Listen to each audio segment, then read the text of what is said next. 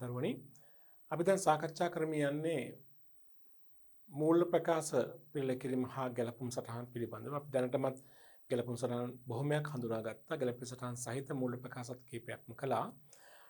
අද පාඩම් ඒකකයේ තුරුනුත් තවදුරටත් හැදෑරිය යුතු ගැලපුම් සටහන් කීපයක් සහ ගැලපුම් සටහන් සහිත මූල ප්‍රකාශන පිළිල කිරීමක් අපේක්ෂා කරනවා. ගන්න තවත් ගැලපීමක් වශයෙන් තොගහානි ගැලපීම. මොකද මේ තොගහානි ගැලපීමක් කියලා කියන්නේ? තමයි ව්‍යාපාර ආයතනයක විකිණීම සඳහා තිබෙන භාණ්ඩ තොගයන්ට නොඑක් අවස්ථාවලදී නොයෙකුත් ආපදා තත්වයන් ඇති වෙන්න පුළුවන්. නොයෙකුත් අනතුරුදායක තත්වයන් ඇති වෙන්න පුළුවන්. නිදසුනක් වශයෙන් විකිණීමට තිබුණු තොගයක් හදිසි ගින්නකින් විනාශ වෙන්නට පුළුවන්. එහෙම නැත්නම් විකිණීමට තිබුණු තොගයක් ගම් වතුරක් නිසා විනාශ වෙන්නට පුළුවන්. එහෙම නැත්නම් වෙනත් ආපදාවක් නිසා සුළුසුළුකක් නිසා විනාශ වෙන්න පුළුවන්. සොරකම් කිරීමක් නිසා විනාශ වෙන්න පුළුවන්. මෙතෙන්දි ව්‍යාපාරික භාණ්ඩ තොගයට එවැනි අනතුරු සිදුවීමේ සම්භාවිතාවයක් තියෙනවා. එහෙම වුණාම ආයතනයේ විශාල වශයෙන් අලාභ තත්ත්වයක්.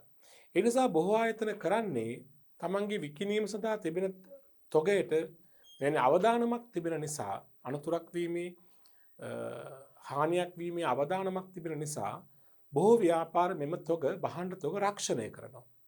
රක්ෂණය කළාම එවැනි තොගයක් රක්ෂිත තොගයක් විනාශයට පත් වෙලා නම් රක්ෂණ සමාගම කරන්නේ ඒ හානියට පත් වූ තොගේ පිරිවැය එක්ක මුළුමනින්ම නැත්නම් විශාල ප්‍රතිශතයක් විශාල ප්‍රතිශතයක් ව්‍යාපාර වෙත ගෙවන්නට එකඟ වෙලා පසු කාලක ගෙවෙනවා. අපි මේ පරිච්ඡේදයෙන් කතා කරන්නට යන්නේ ව්‍යාපාරයේ හානියට පත් වූ තොගයක් හානියට පත් වුනහම ඒ හානි වූ තොග ගිණුම් තබන ආකාරය. මෙතෙන්දී මුලින්ම ගිණුම් තබන්නේ හානි වූ තොගේ පිරිවැය. තොගහානි පිරිවැය හානියට පත් වූ තොගේ පිරිවැය ඒක අපිට ගණන දීලා තියෙන්න පුළුවන් දීලා නැත්නම් ඒක වෙනම ගණනය කරලා ගන්නට ඕනේ.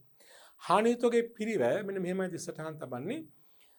අපි මේ හානි වූ තොගේ වටිනාකම වාර්තා කරන වෙනම ගිණුමක් ලෙජරේ විවෘත කරනවා තොගහානි ගිණුම කියලා.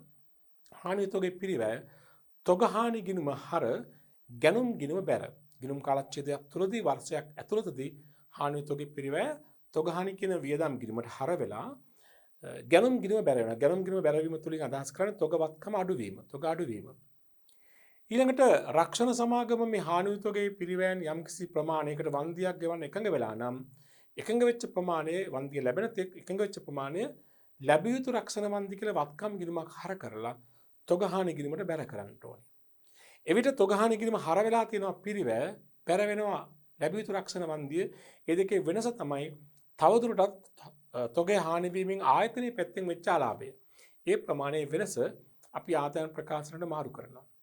ලැබිය යුතු රක්ෂණ වන්දි ගිණුම මූල තත්ත්ව ප්‍රකාශනයේ ජංගම වත්කමක්සේ පෙන්වුම් කරන්න ඕනේ.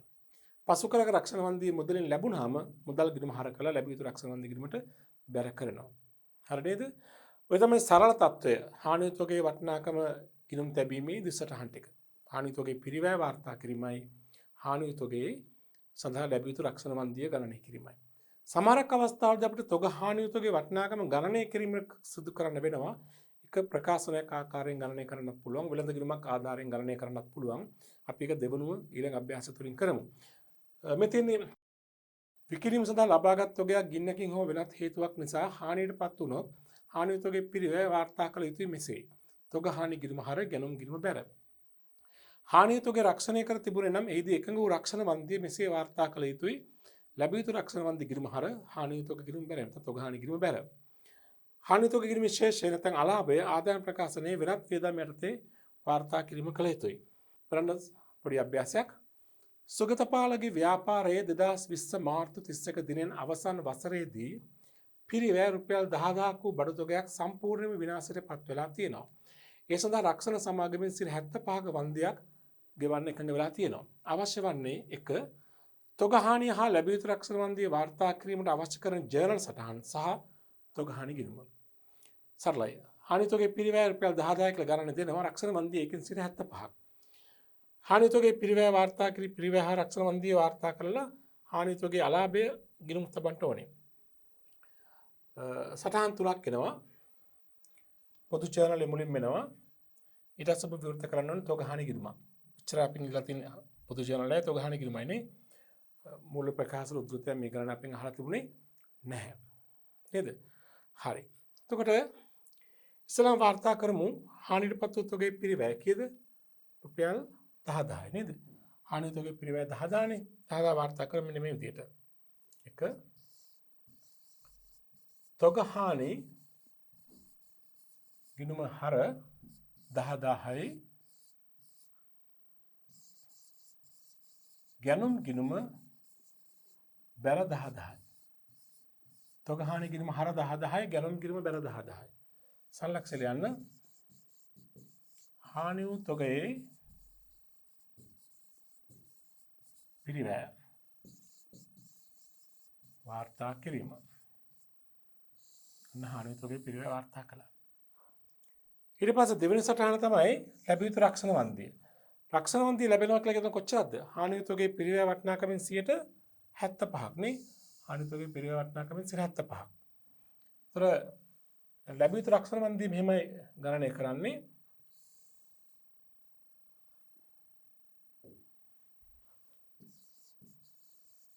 ලැබිය යුතු රක්ෂණ වන්දිය ලක්ෂ 10000ක් තියෙනවනේ හානි වූ තොගයේ පිරිවැය මේකෙන් 75%ක්. ඒ කියන්නේ කීයද? 7500 නේද? 10000න් 75 කියන 7500යි. දෙසරාන තම සල්ලි වලින් ලැබිලා නැහැ. ගෙවන්න එකඟ වෙලා විතරයි තියෙන්නේ. ලැබිය යුතු රක්ෂණ වන්දිය ගිණුම හර තොග හානි ගිණුම බැර.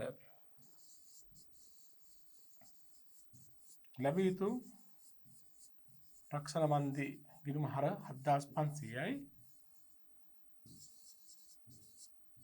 තොග හානි ගිණුම බැර වෙනවා 7500. සලක්ෂය හානි වූ තොගය සඳහා ලැබිය යුතු රක්ෂණ වන්දිය. හානි වූ තොගය සඳහා ලැබිය යුතු රක්ෂණ වන්දිය. ඊළඟට තුන්වෙනි සටහන අපිට අවශ්‍ය නම් ඉදිරිපත් කරන්න පුළුවන් තොග හානියෙන් වෙච්ච අලාභය. දැන් බලන්න තොග හානි කිරීම 10000ක් හර වෙනවා 7500ක් බැර වෙනවා. තොග හානි කිරීම වෙනස කීයද? 2500. කියන්නේ 10000ක තොගයක් ගින්නේ විනාශ වුණා. නමුත් අපිට 7500ක් රක්ෂණය ආවරණය වුණා. එහෙනම් වෙච්ච සැබෑ පාඩුව කීයද? 2500. ඒක අපි තොග හානි කිරීමෙන් මාරු කරනවා ආදායම් ප්‍රකාශනයට. තොග හානි කිරීම බැර කරලා ආදායම් ප්‍රකාශනය හර කරනවා. දැන් ලාභ කිරීම හර කරනවා. ඕනික ක්ලියර් පුළුවන්. අතොලියන මෙහෙම ආදායම් ප්‍රකාශනය නැත්නම් ලාභ කිරීම හර වෙනවා 2500ක්. තොග හානි කිරීම බැර 2500ක්. සංලක්ෂය හානි වූ තොගයේ අලාභය ආදායම් ප්‍රකාශනයට මාරු කිරීම.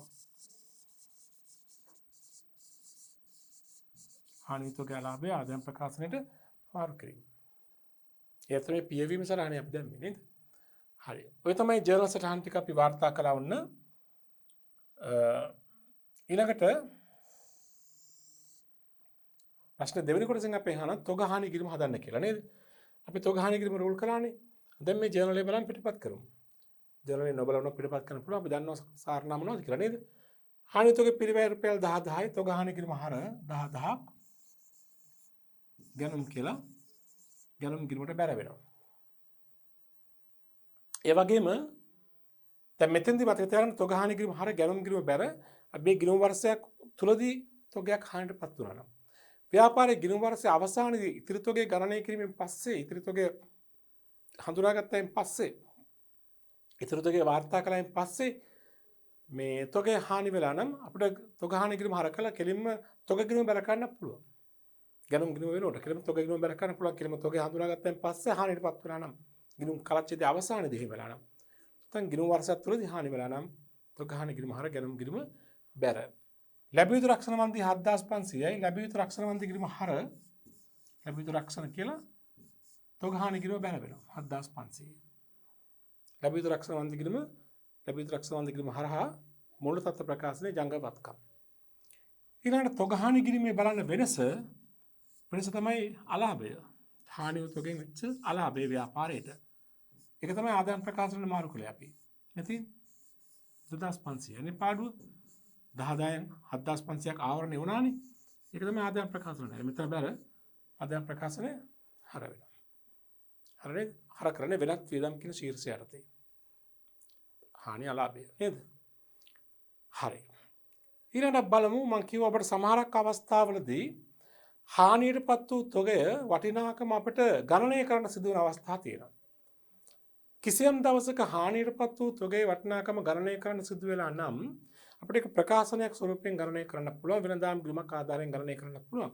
ප්‍රකාශනයක් ස්වරූපයෙන් ගණනය කරන ආකාරය අපි මුලින් බලමු. දැන් තොගහානි ප්‍රකාශනයක් හදන්න කිව්වොත් මෙන්න මෙහෙමයි මේ ප්‍රකාශනය හදන්නේ. අපි ඉදිරි ගණන් කරනවා ඒක. හානි තොගයේ වටිනාකම ගණනය කිරීමේ ප්‍රකාශනය මෙහෙමයි හදන්නේ. මේක නම් කරමු තොගහානි ප්‍රකාශනය කියලා. තොගහානි ප්‍රකාශනය. නැත්නම් හානි තොගයේ වටිනාකම ගණනය කිරීමේ ප්‍රකාශනය. මේකට මුලින්ම අපි දාන්නට ඕනේ ගිණුම් කාලච්ඡේදයේ ආරම්භක තොගය. දැන් අපි මේ දැන් රක්ෂණ ආයතන නිලධාරීන් ආවම අපි හානියටපත් වූ තොගයේ වටිනාකම තොගය ගබඩාවේ මෙන්න මෙච්චර තොගයක් විනාශ වුණා කියලා පින්නන්න බෑ. ඒතර අපිට ඒක නිල වශයෙන් ඉදිරිපත් කරන්න පුළුවන් වෙන්න ඕනේ හානි තොගයේ වටිනාකම ගණනය කළ ආකාරය. ඒතර ගිණුම් වර්ෂයක් ඇතුළතදී නම් මේ හානි වීම උනේ නැත්නම් වර්ෂයක් තුරදී නම් වෙලා තියෙන්නේ. වර්ෂය අවසානයේදී නම් මුලින්ම ගිණුම් කාලච්ඡේදයේ ආරම්භක තොගය ගන්නවා.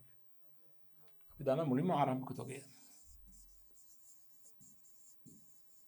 අපි නිකන් හිතමු ආරම්භක තොගය 10000ක් තිබ්බා කියලා. මේකට එකතු කරන්න ඕනි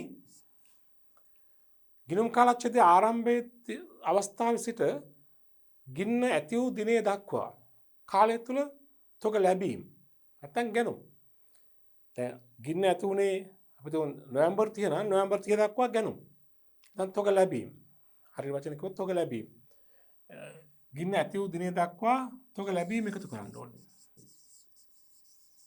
බොහෝ විට මේ ලැබීම කියන්නේ ගැනුම් තමයි. අපි මේ කාලය තුල තොග ලැබීම් තිබිලා තියෙන ඔක්කොම 60000ක්. මේ කාලය තුල ගැනුම් තිබිලා තියෙන 60000ක්. ඒතර ආරම්භක තොගය 10000ක් තිබ්බ 60000ක් ලැබුණා ඔක්කොම ගබඩාවේ කොච්චර තොගයක් තිබිලා තියෙනවද? 70000ක්. මේකෙන් අඩු කරන්න ඕනේ මේ කාල සීමාව තුළ තොග නිකුත් කිරීම නැත්නම් විකුණු තොගයේ පිරිවැය. විකුණු තොගයේ පිරිවැය. එතන විකුණු පිරිවැය. මේ කාල සීමාව තුළ ගබඩාවෙන් කොච්චර නිකුත් කළාද බැහැර කළාද ඒ බැහැර කළ තොගයේ පිරිවැය අපිට පුළුවන් හොයාගන්න විකුණු තොගයේ පිරිවැය ගන්න පුළුවන් නේ විකුණු වලින් දල ලබන උපාතය කරලා අපිට විකුණු පිරිවැය ගන්න පුළුවන් අපි තුන් මේ කාල සීමාව තුළ තොග නිකුත් කරලා තියෙනවා කියලා 50000ක් නැත්නම් විකුණලා තියෙනවා කියලා 50000ක් ඒකේ තේරුම මොකද්ද 70000ක් තිබුණා සම්පූර්ණ තොගය විකිණුමට ඉදිරිපත් කළ තොගය 70000යි 50000ක් විකුණලා තියෙනවා එහෙනම් ගබඩාවේ තිබී යුතු තොගය කීයද නම් මේ තමයි තිබී යුතු තොගය. ඒ කියන්නේ එහෙනම් 10000ක තොගයක් මුල තිබුණා 60000ක් ගත්තා 70000ක් තියෙනුනේ 50000ක් විකුණලා ඉවරයි. එහෙනම් ගබඩාවේ තියෙන්න ඕනේ තව කීයක්ද 20000ක්. ගින්නක් අනතුරු සිදු නොවුණා නම් 20000ක තොගයක් තියෙන්න ඕනේ. ගින්නෙන් විනාශ වූ තොගය හොයන නම් මේකෙන් අඩු කරන්න ඕනේ බේරාගත් තොගය. ගින්නෙන් හරි කවර උවදුරකින් බේරාගත් තොගය. අපිට බේරගන්න පුළුවන් වෙලා තියෙන රුපියල් 3000ක තොගයක් පමණයි. 20000ක් කියන මේ මොහොතේ ගබඩාවේ තිබෙන්නට ඕනේ. තියෙන තව 3000යි. එහෙනම් හානි වූ තොගේ පිරිවැය කීයද නම් 17000යි. ඒ නිසා හානි වූ තොග පිරිවැය 17000යි. ඔන්න ඔහොමයි හානියටපත් වූ තොගේ වටිනාකම දීලා නැති අවස්ථාවක හොයාගන්නේ. වටිනාකම ගන්න මෙහෙමයි. ආරම්භක තොගේ ගැනුම් එකතු කරලා අඩු කරනවා විකුණු තොගේ පිරිවැය. දැන් සමහරක් අවස්ථාවලදී අපිට මේ ගැනුම් විකුණු වගේ ඉලක්කමුත් අපිට දෙන්නේ නැහැ. ඒවත් වක්‍රාකාරයෙන් සොයා ගන්න වෙනවා. සමහර ගැනුම් අපිට දෙන්නේ නැතුව නහිමියන් සම්බන්ධ විස්තර දෙනවා. ආරම්භක නහිමියෝ, අවසන් නහිමියෝ, නහිමියන්ට ගෙවුම් මුදල්. සහ නහිමියන් සමග කරන අනිකුත් ගනුදෙනු. ගැනුම් හැර. එන නහිම් පාලන ගිණුමක් ගහලා අනිකුත් තොරතුරු හරපැර කරලා නහිම් පාලන ගිණුමින් ගැනුම් හොයාගන්න පුළුවන්. සමහර විකුණුම් පිරිවැය ගන්න විකුණුම් ඕනේ විකුණුම් දෙන්නේ නැහැ. ණයගැතිය දෙනවා. ආරම්භක ණයගැතිය, අවසන් ණයගැතිය, ණයගැතියෙන් ලද මුදල් සහ ණයගැතියන් සමග සිදු කරන අනෙකුත් ගනුදෙනු. එහෙම වුණාම ණයගැති පාලන ගිණුමක් ගහලා විකුණුම් සංඛ්‍යාව හොයාගන්න පුළුවන්. ඊට පස්සේ දලලාභ අනුපාතය පාවිච්චි කරලා විකුණුම් පිරිවැය හොයාගන්න පුළුවන්. මගේ ඍජුව මේ සංඛ්‍යා නොදුන්නොත් ඒවත් වක්‍රාකාරව වෙනම ගිණුම් ආධාරයෙන් හොයා ගන්නට පුළුවන්. ඒත් මෙන්න මෙහෙම තමයි හානියුතුගේ පිරිවැය වාර්තා කරන්නේ. පිරිවැය හඳුනගන්න. මේ පිරිවැය තමයි තොගහන ගිණුම් හර කරලා ගැනුම් ගිණුම බැර කරන්නේ. ඊට පස්සේ රක්ෂණ වන්දිය ගලප ගන්නට ඕනේ. පැහැදිලිද? හොඳයි. අපි එමනම් යමු ඊළඟ අභ්‍යාසයට.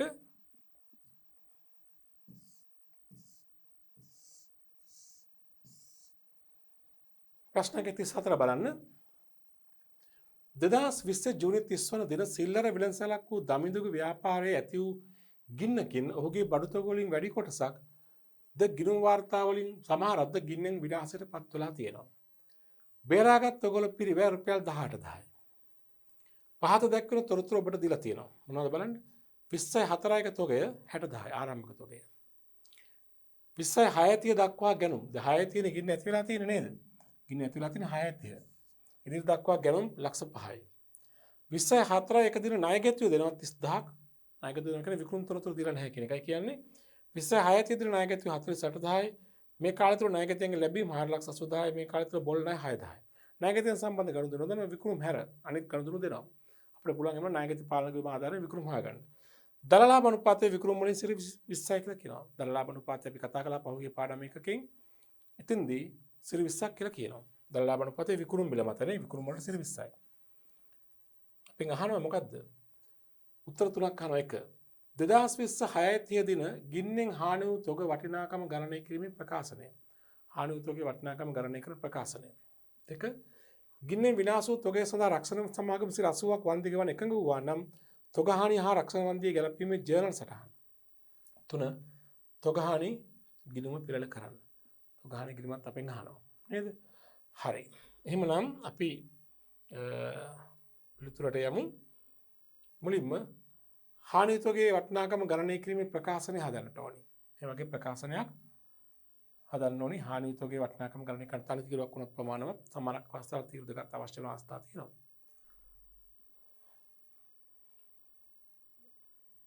ඊළඟට පොදු ජීවනට අපි දෙවන යමු. ඉස්ලාම තොග හානියතුගේ වටිනාකම ප්‍රකාශනය ආධාරයෙන් ගණනය කිරීම කරමු.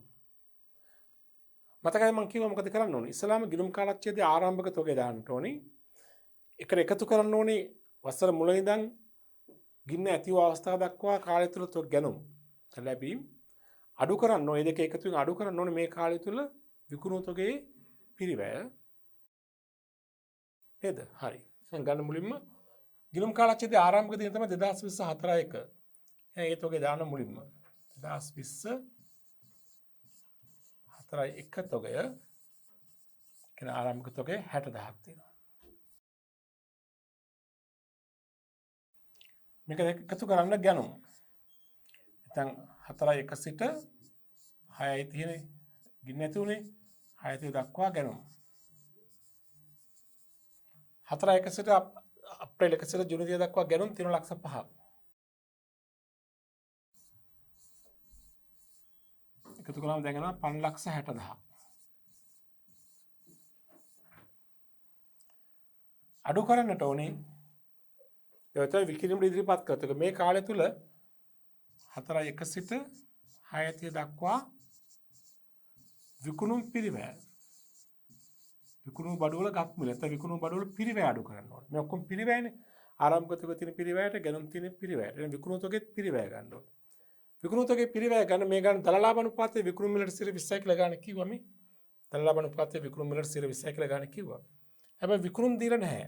හැබැයි ණයගැතියන් සම්බන්ධ විස්තර දෙනවනේ. මම කියන්නේ විකුණුම් නොදුනන කම නැහැ. ණයගැතියන් සම්බන්ධ විස්තර දෙනවා නම් අපිට ණයගැති පාලන කිරීම ආධාරයෙන් විකුණුම් හොයාගන්න පුළුවන්. විකුණුම් හොයාගත්තොත් විකුණුම් පිරිවැය හොයාගන්නත් පුළුවන් නේද? අපි ඉස්සෙල්ලාම විකුණුම් හොයාගමු. ඒකට අපි ණයගැති පාලන කිරීමක් හදමු.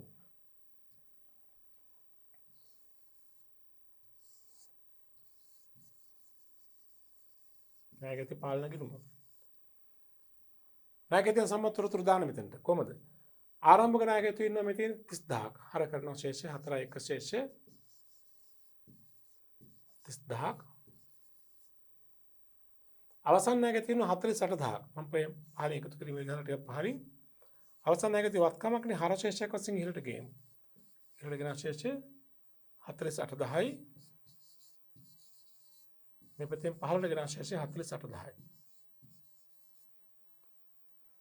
මේ කාලය තුල ණයගැති ලැබීම් තියෙන 4,80,000ක්. මුදල් කිරීම හර ණයගැති බැරලා තියෙන 4,80,000ක්. ණයගැතියන් සමග සිදු කළ සියලුම ගනුදෙනු වාර්තා කරන්න. තාමත් තියෙනවා. මේ කාලය තුල බොල් ණය තියෙන 6,000ක්. බොල් ණය කිරීම හර ණයගැති බැරනේ 6,000ක්. මේ ගලන්න මෙච්චරයි තොරතුරු දීලා තියෙන. තව තියෙන පුළුවන් තුන් වට්ටම් ආපස් එවුම් ඒක දාන්න තිබුණොත් දාන්න වෙනවා. මේ ගන්න නැහැ වෙන මොකක්ද. එහෙනම් දැන් මෙතන අපි දැන් විකුණුම් හොයන්න තියෙන විකුණුම් කිරීම බැල ණයගැති හරන්නේ නේද? මේක තමයි හොයාගන්න තියෙන්නේ අපි කොටුවක් ගහමු. ණයගැති පාලනය කිරීම හොයාගන්න තියෙන විකුණුම්. බැර පැත්ත වැඩි එකතු හර පැත්තට දාලා වෙනස ගන්න. ඒ තමයි විකුණුම්. ඒතර බැර එකතු කීයද? 0.0.0.814 එකක් ඉතුරුයි. 913 එකක් ඉතුරුයි 5යි. 5,34,000යි බැර එකතු නේ. 5,34,000 හර පැත්තට දැම්මාම හර පැත්ත 30,000 දැක්කම තියෙන වෙනස කී දෙන්නේ? 5,04,000යි. එහෙනම් මේ කාලය තුල විකුණුම් තියෙනවා කීයද? 5,04,000.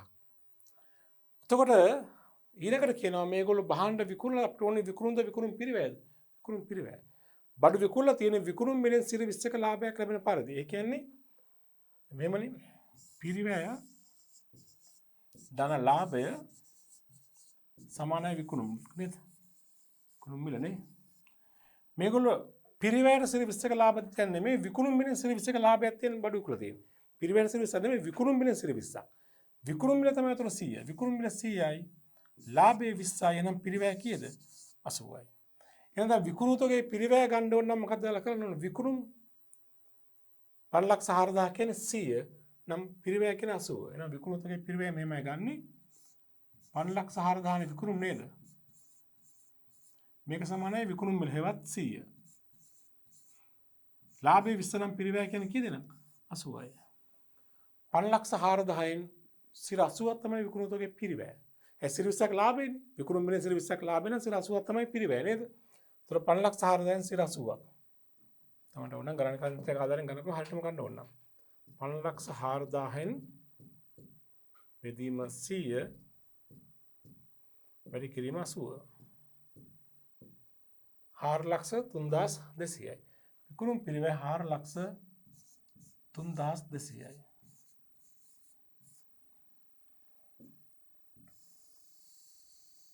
හරිද? රයිට්. તો මේ බලන්න හානි උතුගේ වටිනාකම ගණනය කිරීමේ ප්‍රකාශනයේ ආරම්භක තොග 60,000යි ලක්ෂ 5ක බඩු ගත්තත් 5,60,000ක තොග තිබ්බා. ඉදිරිපත් කළ විකුණුම් වලට විකුණුම් සඳහා 4,03,200ක් විකුණලා තියෙනවා. එහෙනම් ඒක අඩු කරන තොගේනවා ගබඩාවේ තිබිත තොගය. දැන් දෙකේ 8යි 9 3 6යි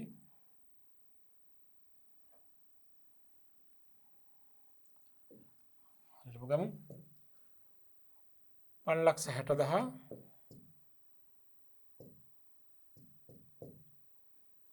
ඍණ 4,03,200 උත්තරේ දෙන්නේ 1,56,800යි. මේ තමයි ගබඩාවේ තිබිය යුතු තොගය.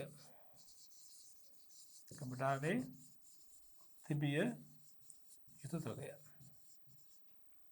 හරිද? ගබඩාවේ තිබිය යුතු තොගය 1,56,800යි. මේකේ අපි අඩු කරන්න බේරාගත් තොගය. අඩු කළා බේරාගත් තොගය එක් ගාන දුන්නානේ කීයද? ගින්නෙන් බේරාගත් තොගය ගාන දුන්නා කීයද බලන්න.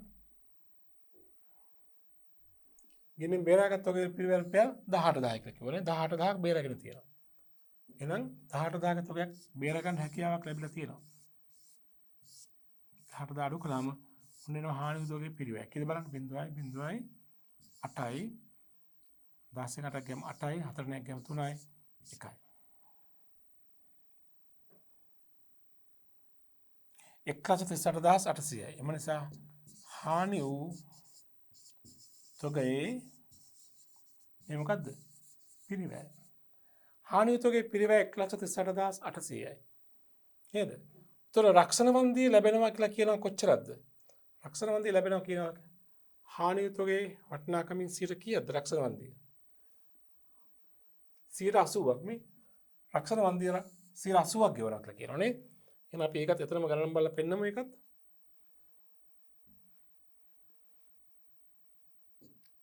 හානියුතගේ පිරිවැය 1,34,800යි.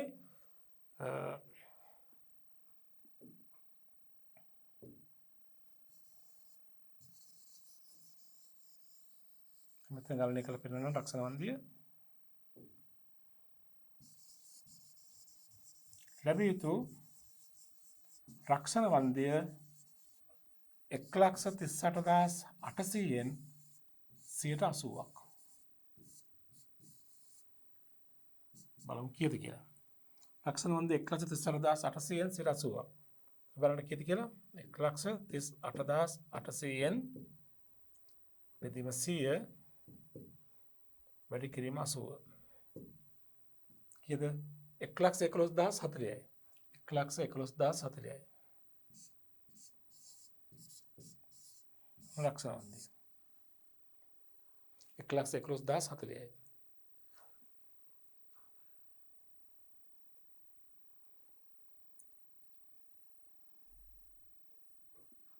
එකලස් 10,000 නේ 1,11,000 වෙනවා නේ. අපි අයිපොඩ් බලමු එක.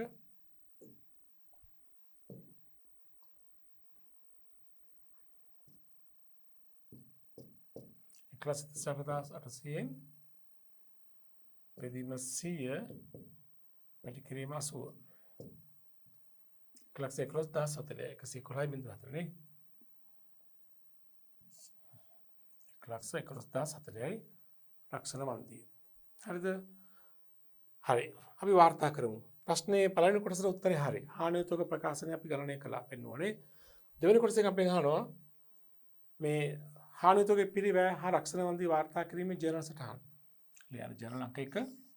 හානියුතකගේ පිරිවැය කිදාව 1,38,800යි නේද? කොහොමද වාර්තා කරන්නේ? තොග හානි ගිණුම හර ගැනුම් ගිණුම බැර ලියන්න. තොග හානි ගිණුම හර 1,38,800ක් ගැනුම් ගිණුම බැර 1,38,800ක්. මොකද ලියන්නේ අපි? හානියුතකගේ පිරිවැය නේද? හානියුතකගේ පිරිවැය වාර්තා කිරීම. ඔන්න පළවෙනි එක හරි. දෙක ලැබිය යුතු රක්ෂණ වන්දිය. අපි ගණනය කළා නේද? කීයද ලැබිය යුතු රක්ෂණ වන්දිය? කීයක් ආවද? අපි හෙව්වේ 1,11,040යි. ඉස්සරහට මොකද්ද ළමයි? ලැබිය යුතු රක්ෂණ වන්දිය ගිණුම හර තොග හානි ගිණුම බැර. ලැබිය යුතු රක්ෂණ වන්දි හර වෙනවා 1,11,040ක් තොග හානි ගිණුම බැර වෙනවා 1,11,040ක්. සංලක්ෂය හානි වූ තොගය සඳහා ලැබිය යුතු රක්ෂණ වන්දිය. මොන වාර්තා කිරීම කළා? හානියුතකගේ පිරිවැය වාර්තා කළා. ලැබිය යුතු රක්ෂණ වන්දිය වාර්තා කිරීම කළා. ඊළඟ ප්‍රශ්න අපෙන් අහනවා තොග හානි ගිණුම. දැන් අර ජලසරාන් දෙක පිටපත් කරන්න මේ ගිණුමට. හානියුතකගේ පිරිවැය 1,38,800යි තොග හානි ගිණුම හර ගැනුම් කියලා. ගැනුම් ගිණුම බැර කියලා හිතා ගන්න. ලැබිය යුතු රක්ෂණ වන්දිය ගිණුම හර මෙතන බැර වෙනවා. තොග හානි ගිණුම බැර. ලැබිය යුතු රක්ෂණ කියලා 1,11,040ක්. ලැබිය යුතු රක්ෂණ ගිණුම හර ඒක මූල තත්ත්ව ප්‍රකාශනයේ ජංගමත්කම්. දැන් මේ ගිණුමේ වෙනසක් කීය තමයි ආදායම් ප්‍රකාශනට යා යුතු තොග හානි පාඩුව. කීයද බලන්න පාඩුව කීයද? 1,38,800යි.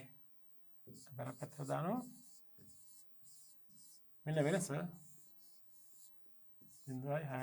එකක් විතරයි 7.1.8යි 7යි 2යි 27,760ක්. මේක තමයි ආදායම් ප්‍රකාශනට යන්නේ. එතන බැර වෙනවා 27,760ක්. ඒ කියන්නේ සිර 20ක පාඩුව සිර 80ක් රක්ෂණයෙන් ආවරණය කළානේ. ඒක ආදායම් ප්‍රකාශනයට වෙනත් වියදම් යටතේ ඇතුළත් වෙනවා. පැහැදිලිද? ඔන්නෝමයි ඔය අභ්‍යාසයට විතරයි. හොඳයි අපි ඊළඟට යමු තව දුරටත් ගැළපෙන සටහන් සහිත අවසාන ග්‍රමක්ත මූල ප්‍රකාශනයක් පෙළ කරන්න. ගන්න අභ්‍යාස අංක 35. ඔබ දන්නවා ගැළපෙන සටහන් සහිත මූල ප්‍රකාශ හදනකොට පියවර 5කට අපි යන්නේ. 1 ගණන කියවීම, 2 ගණන අවශ්‍ය දේවල් රූල් කිරීම, 3 ගැළපෙන සටහන් වලින් ගණන ආරම්භ කිරීම, ඊට පස්සේ ශේෂ පිරිසීමේ පවතින සංඛ්‍යා ඇතුළත් කිරීම, අවසානයේ එකතු කිරීම නේද? එහෙනම් අපි ඉස්සෙල්ලාම ගණන හොඳින් කියවමු. අභ්‍යාසංග 35 සල්මල් වෙළඳ ව්‍යාපාරයේ 2020 මාර්තු 31 දිනට ශේෂ පිරික්සීමේ පහත සංඛ්‍යා දක්වා ඇත. සල්මල් වෙළඳ ව්‍යාපාරයේ සාමාට අයිති තනි පුද්ගල ව්‍යාපාරික. සාම කියන්නේ අයිතිකරු. නමුත් ව්‍යාපාර එකකේ නම සල්මල් ව්‍යාපාරය නේද? රුපියල් 1000 වලින් සංඛ්‍යා දී තිබෙන්නේ. දේපල පිරියත හා උපකරණ පිරිවැයට සමුචිත ෂය තියෙනවා. ෂය වියදම තියෙනවා. ආරම්භක තොගයේ ගැනලි වෙළඳ ලැබිය යුතු දෑ වෙළඳ ගෙවිය යුතු දෑ. ඒ කියන්නේ ණයගිත සහ නහිමියෝ ගැනුම් සහ විකුණුම් විදුලිය වැටුප් සහ වේතන විකුණුම් කොමිස් ගෙනීමේ කුලී ලදවට්ටම් වරිපණම් ප්‍රචාරණ වියදම් අවුරුද්ද මුල ප්‍රාග්ධනය 012 බැංකු ණය සහ මුදල්. ඔන්න ශේෂ පිරික්සීමේ සංඛ්‍යා. ඊළඟට අපිට දෙනවා ගැලපුම් සටහන් මෙහෙම. පහ සඳහන් අමතර තොරතුරු දී ඇත. දැන් මෙතන දහස් වලින් නෙවෙයි තියෙන සම්පූර්ණ සංඛ්‍යා තියෙන. හැබැයි දහස් වලින් හදලා බින්දුන කපන්නට ඕනි. අවුරුද්ද අග දිනට කබඩාවේ තියෙන තොගේ 1,32,000යි 13,20,000 මම මේ බින්දුන හලනවා දහස් වලින් යන්න. ඒක 1,320යි. දෙක විකුණුම් මත 2ක් කොමිස් මුදලක් විකුණුම් කරුට ගෙවන්න ඕනි. 3 12 බැංකු ණය මුදල ලබාගත්තේ 2003 3 දින අතර එය 2024 දින සිට පොලිය සමග සමාන වාරික 12කින් ගෙවන්න ඕනි. මාස 12කින් ගෙවන්න තියෙන නෑ කෙටි කාල නෑ තියෙන්නේ. මම නිකන් මේ ප්‍රශ්නයක් අහනවා. දැන් මේ බැංකු ණය නම් මෙතන මාස 12ක් ඇතුළත ගෙවිය යුතු නම් ඒක ජංගම වගකීමද ජංගම නොවන වගකීමද? ජංගම වගකීම. සාමාන්‍ය බැංකු ණය කිව්වම අපි ඔලුවට එන්නේ ජංගම නොවන වගකීම් කියලානේ. නමුත් මේ පැහැදිලිව කියනවා මේ ණය මුදල ගෙවා දමන කාලය ඉදිරි මාස 12 තුල ගෙවන්න ඕනේ. ඒ කියන්නේ මේක ජංගම වගකීමක්. මේ ගණනේ බැංකු ණය ජංගම වගකීම. මතක තියාගන්න. ප්‍රචාරක වියදම් වලින් ඉතිරි 20ක් ඉදිරි වර්ෂයේ වෙනුවෙන් කියලා කියනවා. 5 විකිණීම හෝ ආපසු එවීමේ පදනම මත රුපියල් 6 ලක්ෂයක අපි 10 වලින් ගත්තම 600යි. තොග දසලක්ෂය කියන්නේ 10කට ඉන්වොයිස් කරලා තියෙනවා. ආපසු එවීමේ කාලය ඉක්ම නොවු මේ බඩු තොගේ 50ක් විකුණලා තියෙනවා. තවද මේ භාණ්ඩ යවන අවස්ථාවේදී විකුණුම් වශයෙන් පොත්වල සටහන් වී ඇත. මත තියෙන මේ ගැළපිල සම්බන්ධයි මේ පළවෙනි ගැළපිලට. මත අර ඇයි මේ පළවෙනි ගැළපිල කරනකොට මේක කරන්නත් ඕනේ. හේතුව මේක අවසන් තොගයේ තියෙනනේ අවසන් තොගයේ ගලපන ප්‍රමාණයක් තියෙනනේ. අවසන් තොගයේ වශයෙන් අපි වාර්තා කරන්නේ මේ භෞතික තොගයයි මේ ගැළපීමෙන් අවසන් තොගයට එන එකතුන ප්‍රමාණයක් තියෙනවා. ඒකත් එක උත්තරය තමයි අපි ගිණුම්ගත කරන්න ඕනේ. නේද? අර කලින් අභ්‍යාසයක අපිට එක බැරි විලාවේ පහලින් ගැලපුවා ආපහු මේක අපිට මේ අවස්ථාවෙන් ගලප ගන්න පුළුවන් අන්තර් ගැලපීම අතර 1.5යි. හරි. ඔන්න දැන් ගාන කියවුවා. දැන් අපි ගණනට අවශ්‍ය කරන දේවල් රූල් කරමු. මොනවද? ආදායම් ප්‍රකාශනය හා මූලතත්ත්ව ප්‍රකාශනය. මේක අපි අහන එක නෙමෙයි තියෙන්නේ. වසරේ ආදායම් ප්‍රකාශනය රූල් කර හදන්න මූලතත්ත්ව ප්‍රකාශනය. හොඳයි. ඉස්සලාම ආදායම් ප්‍රකාශනය රූල් කරන්න. රූල් 3ක් සහිතව තීරු 3ක් සහිතව උඩින් ව්‍යාපාරිකයෙක්ගේ නම ලියන්න. සාමගේ නම නෙමෙයි ලියන්නේ ව්‍යාපාර ඒකකේ නම. සල්මල්ගේ ව්යාපාරය 2020 මාර්තු 31 දිනෙන් අවසන් වූ වර්ෂය සඳහා ආදායම් ප්‍රකාශනය. පැහැදිලිද? උඩින්ම විකුණුම් සහ අපසයම් දාන්න රූල් දෙකක් කරලා විකුණුම් පිරිවැය එකට පෙළි 7ක් 8ක් කියලා වෙනත් ආදායම් ඊට පස්සේ බෙදාහැරීමේ වියදම් ඊට පස්සේ පරිපාලන වියදම් පෙළි 4ක් 5ක් විතර වෙනත් වියදම් පෙළි 2ක් මූල වියදම් සඳහා පෙළි 2 3ක්. ඔය විදිහට අපි ආදායම් ප්‍රකාශනය රූල් කර ගන්නට ඕනේ. හරිද? ඊට පස්සේ ඔබ රූල් කර ගන්න ඕනේ මූල තත්ත්ව ප්‍රකාශනයත් මේ ආකාරයට. තීරු 3ක් සහිතව සල්මල්ගේ ව්‍යාපාරයේ 2020 මාර්තු 31 දිනට මූල තත්ත්ව ප්‍රකාශනය. ජංගම නොනවත්කම මෙයට දේපල පිළිවෙත හා උපකරණ පිරිවැය සමුචිතශය ධාරණාගේ ලියන්න ඕනේ. දැන් මේ ගන්න උගක් ගණන් අපිට එකයි තිබුණා. වත්කම් දෙක තුනක් තිබුණා තමයි ලියන්න ඕනේ. ඊළඟ ජංගවත්කම් සඳහා පෙළි 5ක් 6ක් විතර ගන්න ඕගොල්ලෝ 6ක් විතර ගන්න. ඊළඟ මුළු වත්කම් වෙනවා. ඊළඟට හිමිකම හා වගකීම් ඉඩ වෙන් කරගන්න හිමිකම වාර්තා කරන්න පෙළි 3ක් 4ක් විතර ජංගම නොවන වගකීම් සහ ජංග වගකීම් දාන්නත් ගන්න. අවසානයේ හිමිකම හා වගකීම් වල එකතු වෙනවා. ඔන්න අපි ගණනේ අපිට අවශ්‍ය කරන දේවල් අපි දැන් රූල් කරගත්තා. දැන් අපි පළවෙනි පියවර කළා අභ්‍යාසය කියවුවා. දෙවන පියවර ගණන අවශ්‍ය රූල් කිරීම කළා. තුන්වෙනි පියවර ගණන සෑදීම ආරම්භ කරනවා කොතනින්ද? ගැලපුම් සටහන් වලින්. ගැලපුම් සටහන් වලට අපි යමු.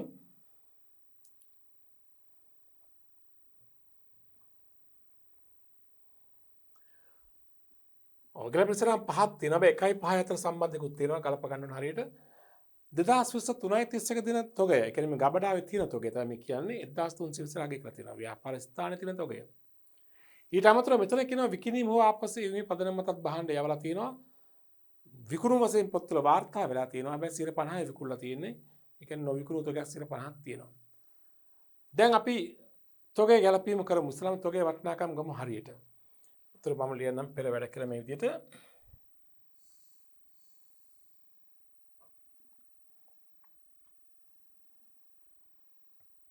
පෙර වැඩ 1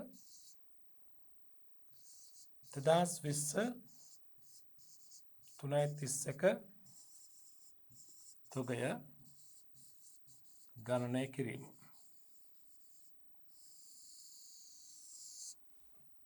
හරි. ඉස්සරහම ගන්නම් මෙහෙම මුලින්ම භෞතික තොගය පවතින තොගය. භෞතික තොගය කියලා කියන්න පුළුවන්. පවතින තොගය කියලා කියන්න පුළුවන්. අපි දහස් වලින් යන්නේ 1320යි. දැන් මේ ගැලපීමේ විකිණීම හෝ ආපසු එවීමේ පදනම මත බහන්න යවලා තියෙනවා. ඒක විකුණුම් සහ ණයගැතියලා ගැලපීම වෙනවා. අපි ඒක දෙවලු ගලපමු පොඩ්ඩක් එක තියමු අපි. අවසන් තොගය මොකද වෙන්න ඕනේ? යවා ඇති තොගය 50යි විකුණලා තියෙන්නේ. 50ක ඉතිරි තොගේ නොවිකුණු තොගේ පිරිවැය අපි අවසන් තොගයට ගන්නට ඕනේ නේද? නොවිකුණු තොගේ පිරිවැය. ତර මෙම එකතු කරනවා මේකට නොවිකුණු තොගේ පිරිවැය. කීයද? යවා ඇති සම්පූර්ණ තොගේ පිරිවැය කීයද? 600යි. වික්කසිර කීයද? 50යි. එහෙනම් නොවිකුණු තොගේ පිරිවැය කීයද? 600න් 50ක් නේ. 600ම නෙමෙයි මේකෙන් 50ක්. භාගයක් නේ. 600න් 50ක් කියන්නේ 300යි. එහෙමනම් අපේ ඉතිරි තොගේ පිරිවැය කීයද? අපි ළඟ තියෙන තොගේ පිරිවැය 1320යි. විකිණීමට හෝ ආපසු එවීම පදනම මත යව් කෙනා ළඟ තියෙන අපේ තොගයක් කීයකද? පිරිවැය 300ක්. සම්පූර්ණ තොගේ පිරිවැය කීයද? 1620යි. එම නිසා ඉතිරි තොගේ පිරිවැය 1620යි. ශුද්ධ ප්‍රත්‍යක්ෂය කියලා සඳහනක් නැහැනේ. කපහැරීමක් අවශ්‍ය නැහැ එමනම්. එහෙනම් ඉතිරි තොගේ පිරිවැය 1620 කොහොමද වාර්තා කරන්නේ? අවසන් තොග ගිණුම හර වෙළඳ ගිණුම බැර. අවසන් තොග ගිණුම හර කියන්නේ මූල තත්ත්ව ප්‍රකාශනයේ ජංගවත්කම. අපි මූල තත්ත්ව ප්‍රකාශනයේ ජංගවත්කම දාගමු තොගය 1620යි කියලා. තොගය 1620යි. තොගේ මැදරුලේ 1620ක්. ඊළඟට වෙළඳ ගිණුම බැර ඒ කියන්නේ ආදායම් ප්‍රකාශන බැර ඒ කියන්නේ විකුණුම් පිරිවැය ගණනය කිරීමේදී අඩු කරන්නට ඕනේ නේද? විකුණුම් පිරිවැය ගණනය කරන ස්ථානේ තියෙන්නේ. ඉතින් අඩු කරන්නේ 1620ක්. අඩු කළා 2020 3.31 තොගය මැදරුල් දාගෙන වරහන්තර 1620ක්. අපි කලේ තොගය ගැලපීම කළා. අර විකිණීමට ආපසුම පදනම මත යව බහන්නළු විකුණුම් සහ ණයගැතියන් කොටස තාම කලපගත්තේ නැහැ.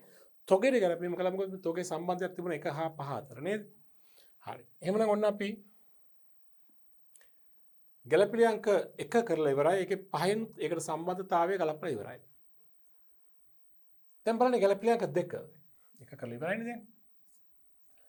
විකුණුම් මත 2ක් කොමිස් මුදලක් විකුණුම් කරුට ගෙවිය යුතුයි. විකුණුම් කොමිස් තියෙනවා 2ක්. බලන්න ශ්‍රේෂ්ඨ පරීක්ෂුමේ දැනට විකුණුම් කොමිස් තියෙනවද කියලා? ශ්‍රේෂ්ඨ පරීක්ෂුමේ විකුණුම් කොමිස් තියෙනවද දැනට ගෙවලා? විකුණුම් කොමිස් කියලා ගයක් ශ්‍රේෂ්ඨ පරීක්ෂුමේ කොහෙවත් නැහැ. හැබැයි විකුණුම් තියෙනවා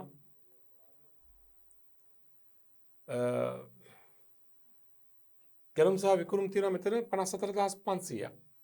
දැන් විකුණුම් සඳහා 2ක් කොමිස් ගෙවන්න ඕනේ. දැන් මෙතන තියෙනවා යමක් හරියට පැහැදිලි කරගන්න. මේ 2ක විකුණුම් කොමිස් ගෙවන්නේ මොන විකුණුම් වලටද? විකිණීම හෝ ආපසු එවීමේ පදනම මත යවූ භාණ්ඩ විකුණුම් ඇතුළුවද? එහෙම නැත්නම් අනිකුත් විකුණුම් වලටද? මතක තියාගන්න විකිණීමට හෝ ආපසු එවීමේ පදනම මත භාණ්ඩ යවනකොට අපි යාට විකුණුම් කොමිස් දෙන්නේ නැහැ. එයාගේ ප්‍රතිලාභය තමයි අර අපි ඉන්වොයිස් කරන මිලට වඩා වැඩි මිලකට භාණ්ඩ විකිණීම. ඒකේ ලැබෙන ලාභය තමයි යාට අයිති. ඒ අමුතුවෙන් විකුණුම් කොමිස් තියලා මේක ප්‍රවර්ධනය කරන්න අවශ්‍යතාවයක් නැහැ. අපි ඒකනේ බාහන ඉන්වොයිස් කරලා යවන්නේ. මෙතනදී විකුණුම් කොමිස් ප්‍රදානය කිරීමක් අවශ්‍ය වන්නේ අපේ අනෙකුත් සාමාන්‍ය විකුණුම් වලට. ඒතර මෙතන සාමාන්‍ය විකුණුම් තමයි 54500. විකිණීමට හෝ ආපසීමට යවූ භාණ්ඩවල විකුණුම් වෙනම තිබෙනවා. එම විකුණුම් වලට කොමිස් දීම අවශ්‍ය නැහැ. එයාට භාණ්ඩ ඉන්වොයිස් කරලා තියෙනවා. ඉන්වොයිස් මිලට වැඩි මිලට භාණ්ඩ විකිණීමෙන් එයා අදාළ මුදල ගන්නවා. තේරෙනවද? යම් කිසි ගණනක විශේෂයෙන් කිව්වොත් විකිණීමට හෝ ආපසු වීමේ භාණ්ඩ ඇතුළු මුළු විකුණුම් සඳහා මුළු විකුණුම් වලට කොමිස් මුදලක් 100ක් දෙන්න කියලා කිව්වොත් අපිට එහෙම සලකා බලන්න වෙනවා. මොකද ඒගොල්ලෝ ඇති කරගත්තා වූ එකඟතාවයක් නේ. එහෙම නැතිනම් සාමාන්‍යයෙන් නම් විකිණීම හෝ ආපසු එවීමේ පදනම මත භාණ්ඩ යවන අයට විකුණුම් කොමිස් දීමක් අවශ්‍ය නැහැ. මොකද ඒගොල්ලන්ට ප්‍රතිලාභයක් තියෙනවා. ඒගොල්ලන්ට කැමති ගානේ භාණ්ඩ විකුණ ගත්තාම යාරේ ලාභය තියෙනවා. විකුණුම් කොමිස් දීමක් අවශ්‍ය වෙන අනෙකුත් විකුණුම් සඳහා නේද? හරි. අපි නම් බලමු කොහොමද මේ ගණනය කරන්න කියලා.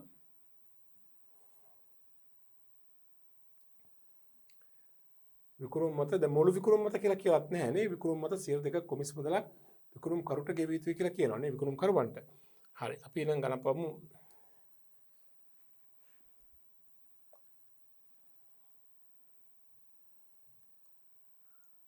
ගණන පෙර වැඩ අංක 2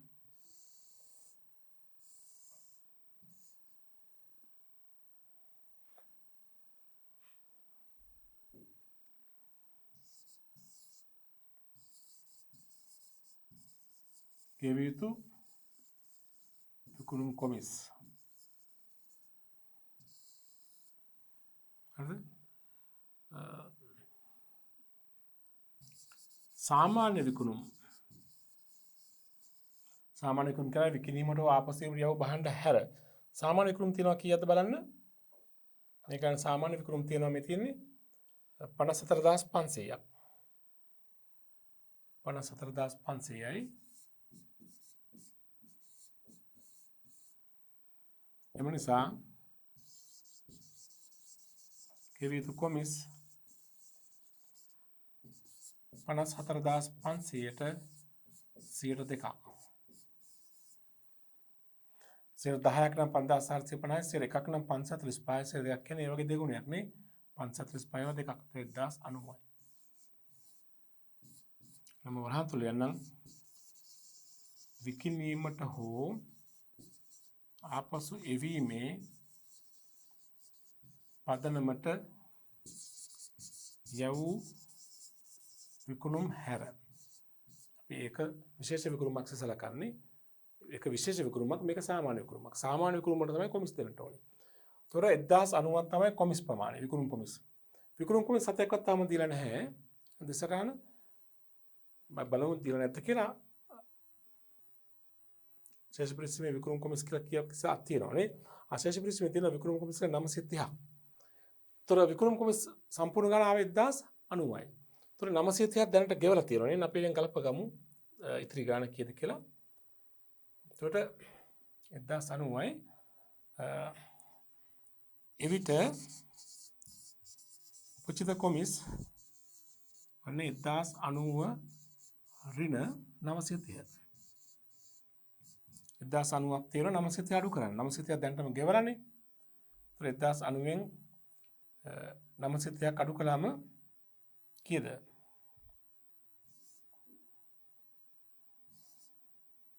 160 උපචිත ගාන. 160ක් තියෙන උපචිතතාව. 1090 සම්පූර්ණ කොමිස් ප්‍රමාණය 930ක් ගෙවලා තියෙනවා. 160 උපචිතයි. උපචිත ගාන විකුණුම් කොමිස් ගිණුම හර උපචිත කොමිස් ගිණුම බැල නේද? විකුණුම් කොමිස් හර කරනවා කියන්නේ ඔයාලට පුළුවන් මේ විකුණුම් කොමිස් වලට එකතු කරන්න. 160 එකතු කළාම 930 160 එකතු කළාම 1090යි. ආදායම් ප්‍රකාශනයේ බෙදාහැරීමේ වියදම් වල දාගන්න විකුණුම් කොමිස් 930 160 එකතු කළාම 1090යි. 1090යි. ආදායම් ප්‍රකාශනයේ බෙදාහැරීමේ වියදම් වල දාගන්න විකුණුම් කොමිස් 1090යි. ඊළඟට මෙම 160 තාම ගෙවලා නැහැ උපචිතයි. මූලදත්ත ප්‍රකාශනයේ ජංගම වගකීමක් සේදා ගන්න උපචිත කොමිස් කියලා. උපචිත විකුණුම් කොමිස් කියලා. ජංගම වගකීමක් සේ උපචිත විකුණුම් කොමිස් කීයද 160යි. හරි නේද? ඔන්න ඔය විදිහට තමයි ඔය ගණනේ ඔය ගැලපීම සිද්ධ වෙන්නට ඕනේ. දැන් ඔය කලේ ගැලපිලි අංක කීයද? 2 නේද? ගැලපිලි අංක 2 අපි දැන් කළා.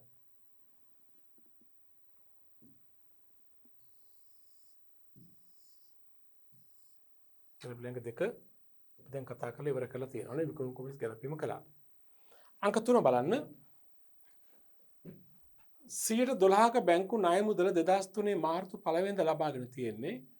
ඒ 2024 එක දින සිට පොලිය සමග සමාන වාරික 12කින් ගෙවන්නට ඕනේ. අපේ ගිණුම් වර්ෂය 2020 මාර්තු 31 ඉවරයි.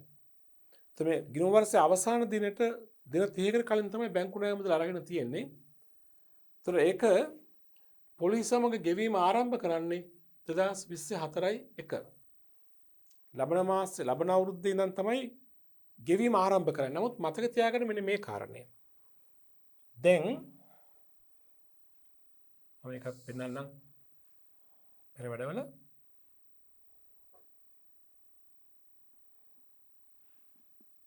බලන්න.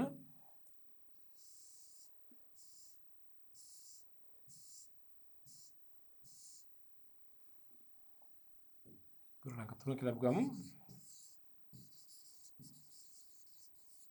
පොලිය ගැලපීම. දැන් උතර අපේ ගිණුම් වර්ෂයේ 2019 අප්‍රේල් 1 පටන් ගන්නෙ. ඉවර වෙන්නේ 2020 3:31. හරිද? එතකොට මේ ණය මුදල අරන් තියෙන මේ මාසේ අන්තිම මාසේ මාර්තු මාසේ 1 වෙනිදා. අපේ ගිණුම් වර්ෂයේ අවසන් වෙන මාසයකට පෙර. ණය මුදලට පොලියක් ගෙවන්න තියෙනවා. හැබැයි පොලිය අපි ගෙවීම සිදු කරන්නේ අප්‍රේල් 1 වෙනිදා සිට. අප්‍රේල් 1 වෙනිදා සිට මාස 12ක් ඇතුළතදී මේක ගෙවලා ඉවර කරන්න ඕනේ. ඊළඟ අවුරුද්දේ මාර්තු 31කට කලින් ඉවර කරන්න ඕනේ. දැන් බලන්න ඔය පොලියෙන් මාස 12 ගෙවීම කරන්නේ ලබන මාසෙ දැන් තමයි. නමුත් අපි මේ ප්‍රවර්තන ගිණුම් වර්ෂවල පොලිය අදාළ වෙන්නේ නැද්ද? අදාළ එක මාසයක් නේ. ණය මුදල පාවිච්චි කරන එක මාසයක් මේ අවුරුද්ද අපි නේ. ඒ ලබන අවුරුද්දේ මාස 12ක් තුල ගෙවන පොලිය හා ණය වාරිකෙන් එකක් එක මාසයක පොලිය මේ අවුරුද්දේ වියදමක්. එහෙනම් මේ මාස 12න් පොලියෙන් අන්තිම මාස පොලිය කියන්නේ මේ මාර්තු මාස පොලිය මේ අවුරුද්දට අදාළයි. ඒක මේ අවුරුද්ද තාම ගෙවලත් නැහැ වාර්තා කරලත් නැහැ. මාසික පොලිය උපචිතයි. ඒක වාර්තා කරන්න ඕනේ. අනෙක් අතට ඔය ණය ගිණුම ඉදිරි අවුරුද්දේ මාස 12 තුළ පියවර නිසා ජංග වගකීම් වශයෙන් තමයි පෙන්වන්නත් ඕනේ. එතන උපචිත ණය පොලිය වෙනවා. උපචිත පොලිය මාර්තු මාසෙනේ මාර්තුනේ. මාර්තු මාසෙට කීයද? දැන් ණය මුදල වටිනාකම කීයද බලන්න. ණය මුදල මේ තියෙන්නේ 12 බැංකු ණය තියෙනවා 4500ක්. 4500 ණය මුදල 12 අවුරුද්දකට පොලිය අනුපාතේ එක මාසෙක ගන්න ඕනේ. එහෙනම් 4500යි 12යි 12න් එකයි. එක මාසෙක බොහොම ලේසියෙන් කැපෙනවනේ බින්දුව මේ 12 දෙන 12 කැපුණා. මේ බින්දුවල මේ බින්දුව කැපෙන පොලිය කීයද රුපියල් 45යි නේ. උපචිත පොලිය රුපියල් 45යි. එක මාසයක පොලිය උපචිතයි. තිසරණ ණය පොලිය ගිණුම හර උපචිත පොලිය ගිණුම බැර. ඉස්සලම් බලන්න ණය පොලිය කිසිවක් ගෙවලා තියෙනවද කියලා ශේෂ පිරිසුමේ. ණය පොලිය කිසිවක් නැහැ නේද? එහෙනම් ණය පොලිය ගිණුම හර කියන්නේ ඒක මූල්‍ය වියදමක් මූල්‍ය වියදම් වල දාගන්න ණය පොලිය කියලා 45ක්.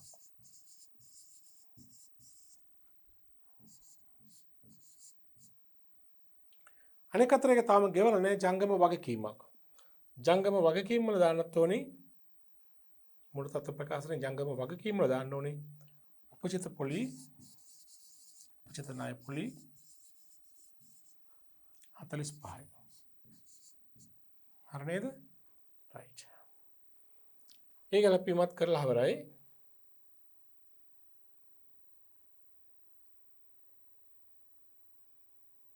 නේද? මේ ගැලපීමත් කරලා මම පෙර ඩොක්කම එක තමයි පෙන්වන්න මම උත්සාහ කරන්නේ. ගැලපිලි අංක 3ත් අපි දැන් කරලා අවසానයි නේද? 4 ප්‍රචාරණ වියදම් වලින් සිර 20ක් ඉදිරි වර්ෂයට අදාළ ගෙවා ඇත. ඒතර ඉදිරියට ගෙවූ ප්‍රචාරණ වියදම් තියෙනවා බලන්න ඕන කීයක්ද කියලා සිර 20ක්. ඒ කියන්නේ කොච්චරද? ඉදිරියට ගෙවූ වියදම් ප්‍රචාරණ වියදම් බලන්න ඒකෙන් සිර 20ක් නේ. අංක 4 ඉදිරියට ගෙවූ ප්‍රචාරණය දැන් ප්‍රචාරණ වියදම් කීයක් තිබ්බද ළමයි මේ ගානේ බලන්න ශේෂ පරිශ්‍රමී ප්‍රචාරණ වියදම් තියෙනවා ශේෂ පරිශ්‍රමී කීයක්ද ප්‍රචාරණය කියලා තියෙන්නේ මෙතින් 2590ක් මේකේ සිර 20ක් ඉදිරි වර්ෂයට නේද 2590 න් සිර 20ක්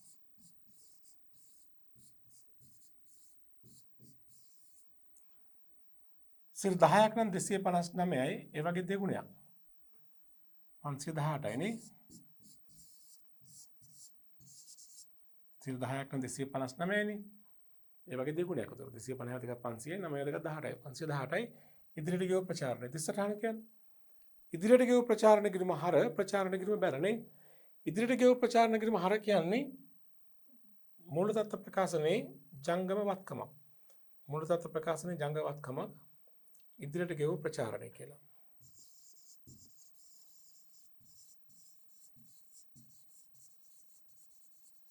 518ක් අනෙක් අතට ප්‍රචාරණ කිරීම බැර ප්‍රචාරණ කිරීම බැර කරනවා කියන්නේ මේ ප්‍රචාරණ වියදම් වලින් 518ක් අඩු කරන්න. ඒතර ප්‍රචාරණ වියදම් තියෙනවා 2590ක් 518ක් අඩු කරන්න. ඉතිරි ගාන තමයි ඒතර වසරේ ප්‍රචාරක වියදම කීයද මන 10න් 8ක් ගියම 2යි 8න් 1ක් ගියම 7යි 2072ක් 2072යි වියදම උතර නේද? ප්‍රචාරක වියදම 2072යි ඒක බෙදා හැරීමේ වියදම් මූල ප්‍රකාශනය බෙදා හැරීමේ වියදම් 2072ක් ප්‍රචාරණය කළ 2072ක් බෙදා හැරීමේ වියදම් 2072ක් ප්‍රචාරණ කියලා. මොනේ ගැලපිලත් හරි. පැහැදිලිද? හොඳයි. අපි යමු ඊළඟ ගැලපිලට බලන්න. ඊළඟ ගැලපිල්ල අපිට කියනවා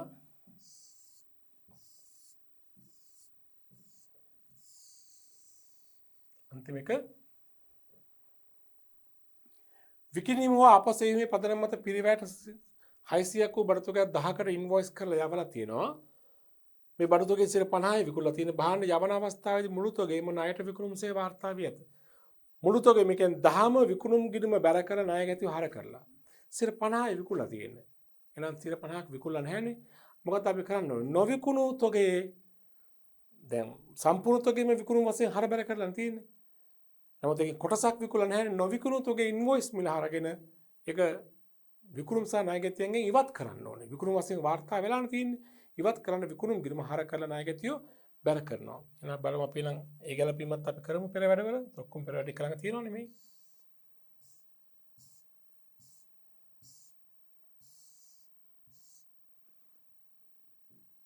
අංක 5 නොවිකුණු තොගයේ ඉන්වොයිස් මිල කීයද? සම්පූර්ණ තොගේ ඉන්වොයිස් මිල 1000යි මේකෙන් 50ක්. 10න් 50ක්. ඒ කියන්නේ කීයද? 500ක්. නොවිකුණු තොගේ ඉන්වොයිස් මිල 500ක්. 10ම දැන් විකුණුම් බැර කරලා ණය ගැතිව හර කරලා තියෙන්නේ. නැවත 50ක් විකුණලා නැහැ. නොවිකුණු තොගේ ඉන්වොයිස් මිල 500 මොකද කරන්න ඕන අපි? විකුණුම් සහ ණයගැතියන් ඉවත් කරන්න. ඒ නම් විකුණුම් කිරීම හර කරන්න ඕනේ. විකුණුම් හර ණයගැති බැර කරන්න ඕනේ.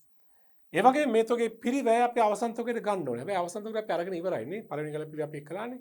අවසන් තොගයට අපි එකතු කරා ඒකේ පිරිවැය නේද? දැන් අපිට දැන් කරන්න තිතුලා තියෙන්නේ විකුණුම් කිරීම හර කිරීමයි ණයගැති කිරීම බැර කිරීමයි පමණයි. අපි ඒක කරමු ශේෂ පරිශ්‍රමයේදී කරන්න පුළුවන් අපිට. විකුණුම් කිරීම හර කරන්න තියෙනවා 500ක්. මේ විකුණුම් වලින් 500 අඩු කරන්න ඕනේ. විකුණුම් කිරීම හර කියන්නේ 500ක් විකුණුම් වලින් අඩු කරන්න ඕනේ. ණයගැතිව බැර කරන ණයගැතියන් 500ක් අඩු කරනවා. ඉතින් ණයගැතිව වෙනද ලැබිය යුතු දෑ 4333 මේකෙන් අඩු වෙන්න ඕනේ 500ක්. විකුණුම් හර ණයගැතිය බැර. දැන් විකුණුම් එන්නේ කී දෙනා 54500න් 500ක් ගන්න විකුණුම්ට එන්නේ 54000යි. ආදායම් ප්‍රකාශන උඩින්ම දාගන්න විකුණුම් එන්නේ දැන් ගන්න 54000යි. මදරොල්ට මම දාන්න 54000යි විකුණුම් කියලා එන්නේ 500 අඩු වෙනවා. හරිනේ? ඊළඟට ණයගැතිය කියලා ගන්න ඕනේ 4333 නෙමෙයි ඒකෙන් 500ක් අඩු වෙන්න ඕනේ. ඒතර 4333ක් තියෙනවා ණයගැතිය 500ක් අඩු කරන්න. අඩු කරාම එන්න 3යි 13 පහක් ගම 8යි 3යි 3833යි 3833 ණයගැතිය දාගන්න ජංගවත්කම් වල මුළු තත්ත්ව ප්‍රකාශන ජංගවත්කම ණයගැතිය 3833යි ණයගැතිය 3833යි.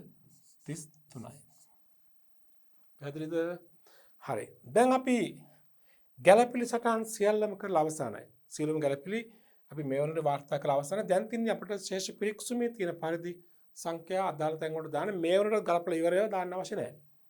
මුලින්ම තියෙන දේපල පිරියත උපකරණ 25000 දාගන්න මුළු තත්ත්ව ප්‍රකාශනයේ ජංගම නොවනවත්කම් වල දේපල පිරියත හා උපකරණ 25000යි පිරිවැය.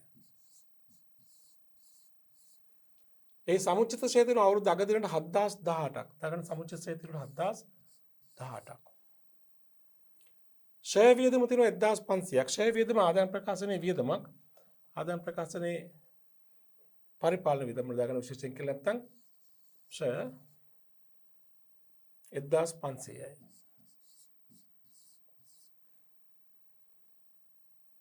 ගැනලි ඊට කලින් ආරම්භක තොගේ තියෙන 3500ක් ආදායම් ප්‍රකාශනයේ විකුණුම් පිරිවැයට උඩින්ම එන්න ඕනි 2019 4 තොගය 3500යි. හරිනේ? ගැනලි 190යි.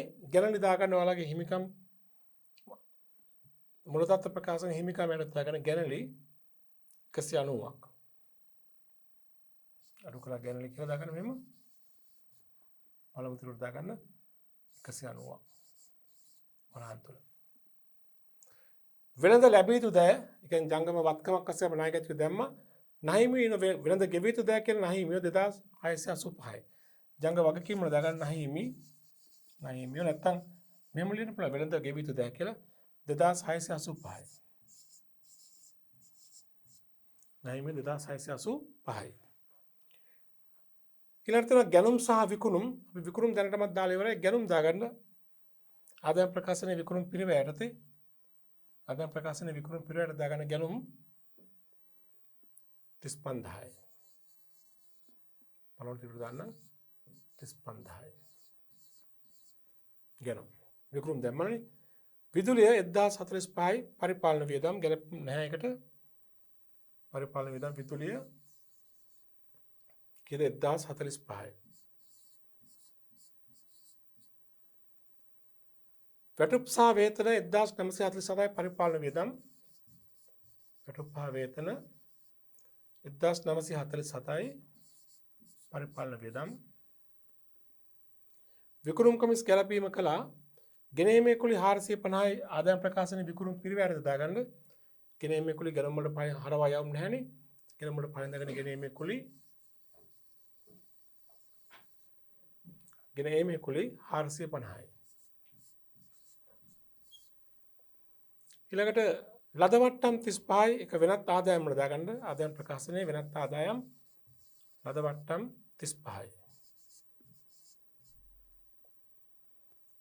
වරිපණම් 537යි පරිපාලන වියදම්.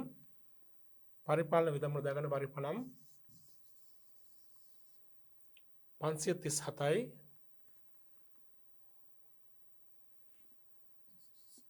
පරිපාලන වියදමක්. ප්‍රචාරණ වියදම් ඊට කලින් ගැලපීම කළා.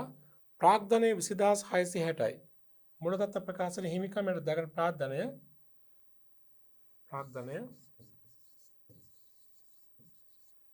20660යි මැදට දාගන්න 20660යි. හරි නේද? හරි පැහැදිලිව දාගන්න.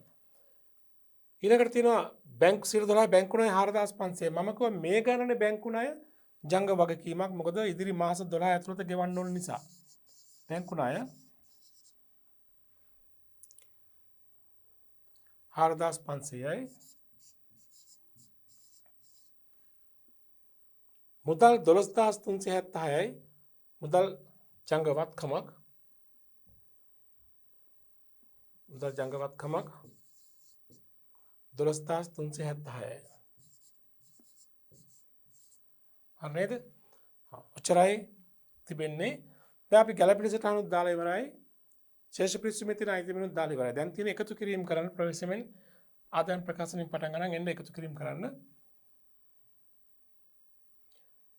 විකුණුම් 54000 විතරමයි තියෙන. අපි කොනේ තිරුණු ගමේ නම් ආපස්සෙ උන්නේ නැහනේ. 54000යි. ආරම්භක තුකේ 3500යි. ගැනුම් සහ ගෙනීම් කුල එකතුව ගන්න එහා පැත්තට 35450යි.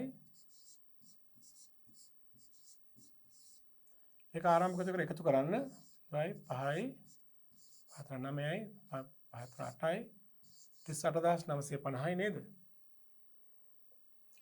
එකේ 1620 අඩු කළාම විකුණුම් පිරිවැය එනවා. ඒක එහා පැත්තට ගන්න. 0යි 5ක් ගියම 3යි 9ක් ගියම 3යි 8ක් ගියම 7යි 3යි 37330යි විකුණුම් පිරිවැය. විකුණුම් පිරිවැය 37330යි. 54000යි විකුණුම් ආදායම. එහෙනම් දලලාභය ගමු. 54000 ඍණ 54000 ඍණ 37330. උත්තරේ 10670යි. 10670යි. මේක තමයි දලලාභය. දලලාභය නේද? හරි. ඊළඟට වෙනත් ආදායම 1.35යි එකට එකතු කරමු. 35 එකතු කළාම උත්තරේ 5යි 10යි 7යි 16705යි. මුළු ආදායම 16705යි. බෙදාහැරීමේ වියදම් දෙකක් තියෙනවා එකතුව ගන්න. 2යි 9 7යි 16 එකක් ඉතුරුයි. 2 1 3යි 3162යි නේද? බෙදාහැරීමේ වියදම්. පරිපාලන වියදම් වල එකතුව ගන්න. ගණක යන්ත්‍රය ආධාරයෙන් ගන්න. කීයද බලන්න? ඉලක්කම් 1500යි ධන 1045යි ධන 1947යි ධන 537යි. උත්තරේ 5029යි. 5029යි.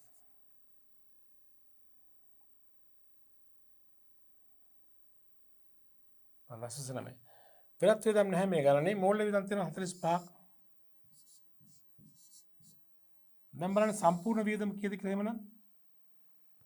අපි ගමු අලක යන්ත්‍රයෙන් ආධාරයෙන්.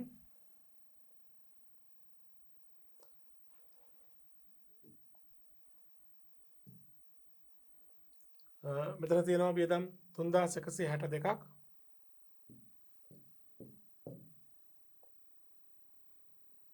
ඒක එකතු වෙන්න ඕනේ.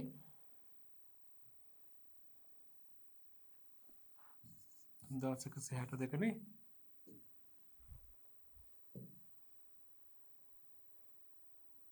තුන්දාස් 162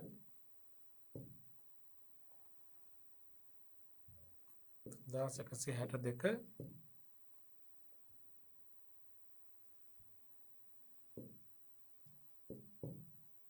ධන 5029 ධන 45.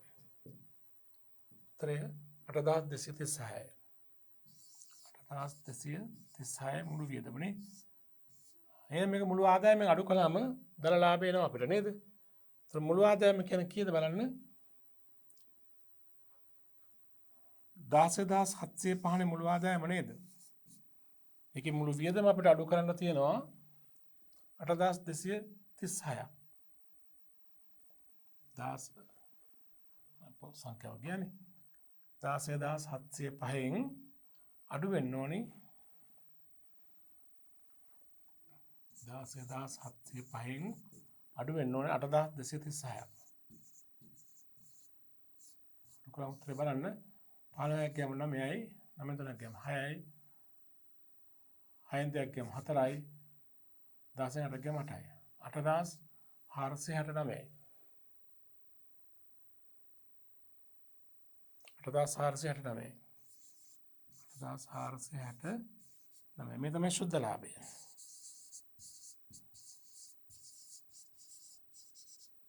සුද්ධ ලාභය 8469.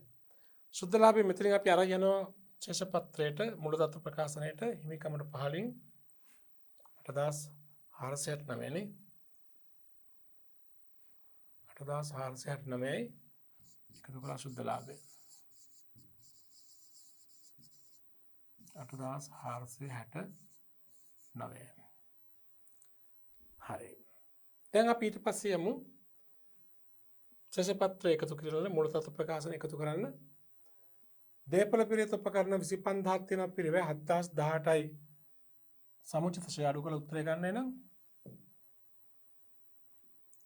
25000 ඍණ 7018 උත්තරය 17982යි 17982යි පිරිවේ මෙහෙම වහලා දාමු අපි පාරට යනවා. ඊළඟ ජංගවත්කම් තියෙනවා කීපයක් අපි එකතු බලමු කීයද කියලා.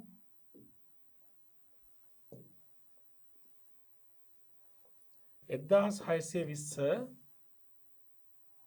ධන 518 ධන 3833 ධන 13376 13376 උත්තරය 18347යි.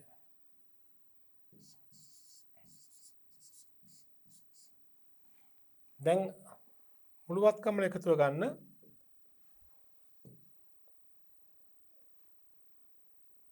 10982 10982 ධන 18347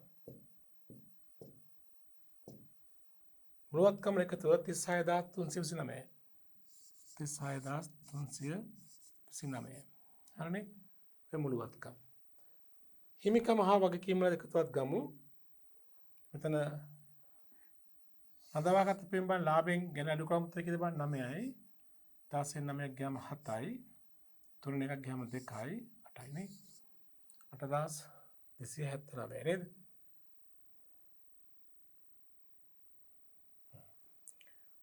බලන්න එකතු වල එන්න ගන්න හිමිකම එනවා 20660යි ධන 8279යි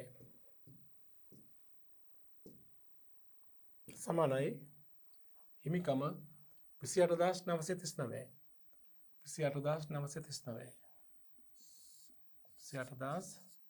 28939යි හිමිකම වගකීම් තියෙනවා 4ක් එකතු බලමු කීයද කියලා. ජංගම නොවන වගකීම් නැහැ ජංගම වගකීම් පමණයි තියෙන්නේ 160යි ධන 45යි ධන 2685යි ධන 4500යි වගකීම් එකතු 7390යි 7390 කියලා මෙතන දාගමුකෝ 7390යි. එතකොට ඒ පැත්ත එකතු බලන්න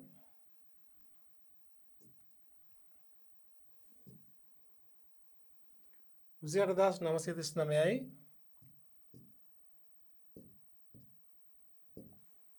28939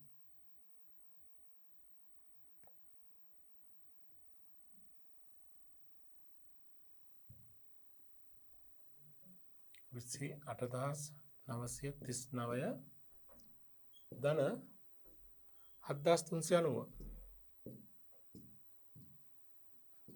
උත්තරේ 36329යි. 36329යි හිමිකම හා වගකීම් වල එකතුව. බලන්න එහා පැත්තේ මුළුවත්කම් වල එකතුව කීයද කියලා? හරි 36329 එක සමානයි මේ පැත්ත සමානයි නේද? ගාන හදුව 100ක් නේ වැරදි. හොඳයි ඔය ආකාරයට තමයි ඔය මූල්‍ය ප්‍රකාශනය සම්පූර්ණ වෙන්නට ඕනේ. හොඳයි දරුවනේ අපි දැන් දැනට මේ වන විට මූල්‍ය ප්‍රකාශන පාඩමේ කේවල ස්වාමී ව්‍යාපාර වල මූල්‍ය ප්‍රකාශන පාඩමේ අපි ගැළපෙන සටහන් ගණනාවක් දැන් කතා කරලා ඉවර කළා. අපි ගැළපෙන සටහන් පාඩම අපි පරිච්ඡේද දෙකකට බෙදාගත්තා පළමු අදියර සහ දෙවන අදියර කියලා. අපි ඊළඟ පාඩම එකකින් එහි දෙවනි අදියර ඉතාමත් වැදගත් දීර්ඝ වශයෙන් කතා කර යුතු ගැළපීම් කීපයක්ම කතා කරනවා. බොල් ණය සහ අඩමාන ණය, ඉතින් ගියාම ෂෙයා ගැළපීම්, ඉතින් ගියාම සේවක අර්ථසාධක අරමුදල් ගැළපීම්, සේවක භාරකාර අරමුදල් ගැළපීම්, වැට් ගැළපීම් සහ සියලුම ගැළපීම් සහිත මූල්‍ය ප්‍රකාශ පිළිවෙල කිරීම අපි ඉදිරි පාඩම් එකක තුලින් අධ්‍යයනය කරනවා.